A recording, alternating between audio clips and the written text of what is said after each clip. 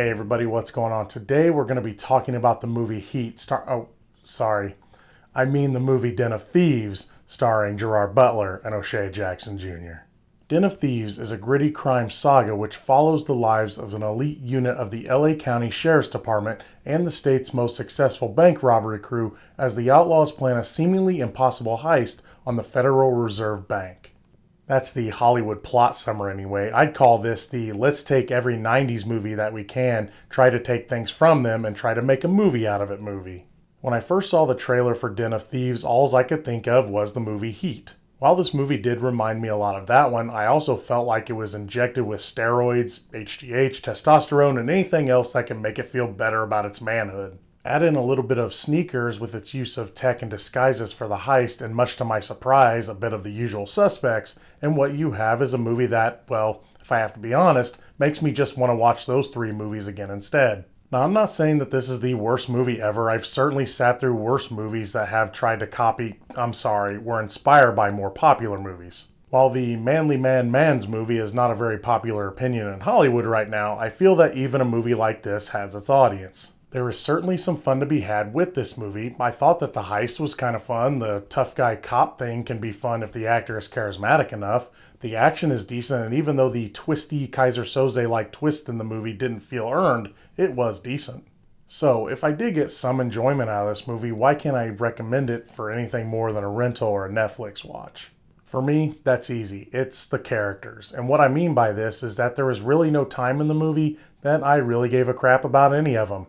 And that even includes the main ones. When it comes to the cops, you really only get to know one, which would be Big Nick. The other cops come off as that one guy and that other guy. So if something does happen to them, you just kind of shrug your shoulders. Big Nick does get a side story about his wife catching him cheating and leaving with their kids, but all in all, this story really doesn't go anywhere. I will say that maybe they were saving more of the story for a possible sequel, but it'd be kind of hard to have a sequel with how this movie ends, at least one we'd care about anyway. The plot device is pretty generic and doesn't really garner the sympathy or character development that it was going for. Most of the criminals, on the other hand, get a little bit of character development, but not enough to really matter. The most we really get to see of their lives outside of being criminals is when 50 Cent's character's daughter is being picked up by her prom date and gets threatened by her father and about 10 of his weightlifting, muscle-bound friends. It was kind of funny, but it didn't really do anything to make me care about him. And yes, for those that watch me botch my actor identification on Brad's channel, I'm sure this one was 50 Cent. I think. One actor you won't be able to look at the same way again is Pablo Schreiber, who most of you know as Pornstache on Orange is the New Black. He plays the leader of the criminal crew and just comes off way different than I've ever seen him before.